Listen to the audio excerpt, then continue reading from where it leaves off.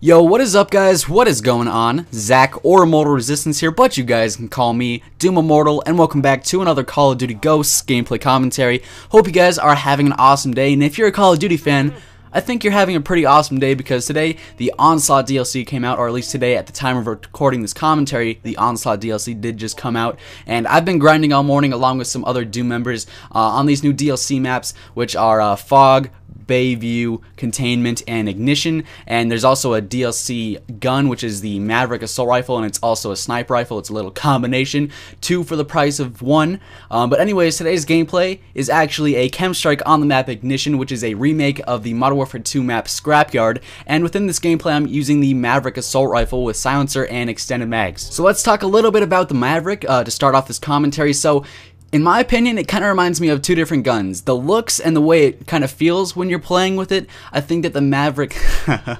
That's what she said. I think that the Maverick kind of feels like the Peacekeeper from Black Ops 2. But as far as like actually shooting the weapon and using the weapon in combat, I kind of think that it reminds me of the Galil from Black Ops 1. But that's just my opinion. Also, most of the people that I've played with, so mainly Doom members thus far on this new DLC, say they like to use silencer and foregrip on the Maverick, but in my opinion, the recoil on the Maverick assault rifle isn't really too hard to control, so I like to use silencer and extended mags. It's all kind of personal preference though, but I really like the iron sights as well. That's kind of where the Peacekeeper part of it comes in, kind of looks a little bit like the Peacekeeper in my opinion.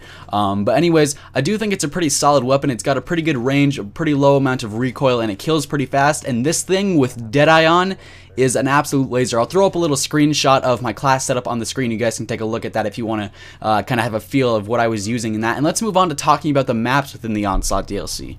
Alright, so as far as the maps go within the Onslaught DLC, I have to say Infinity Ward, I'm actually pretty impressed. You know, most of the maps originally within Call of Duty Ghosts aren't super good, but I'd say Infinity Ward actually stepped up their game within the Onslaught DLC. All the maps are pretty small to medium sized. They all play pretty fast paced. They're pretty high action. Most of them are pretty close quarters maps. I just said the word pretty like about 80 times, I apologize, but anyways, the thing that I really like about all these maps is that since they're all such close quarters maps and they're all high action, the spawns get a little bit wacky, but those wacky spawns actually make the game a lot more interesting because it's so hectic. It's like you're gonna kill someone, say on Bayview, you're gonna turn the corner and there's gonna be more people spawning right in front of you, more enemies rushing at you. Even for 6v6, it's still very high paced, very fast action. I think it makes it a lot more enjoyable. So if you were someone who's kind of like, I don't really know if I want to buy this DLC yet, I definitely say go for it. I think you'll have a lot of fun, and that's today's video. So if you guys want to check out my links, they'll be down in the description below. Stay happy, stay positive, and peace out. I think Zach got the world so first. like Zach, I hope you're recording. Oh, it is. Dude, man, he was off the grid though. Wait, Did Zach anybody else got see that? him? Good shit. Yeah, He got 1 kill.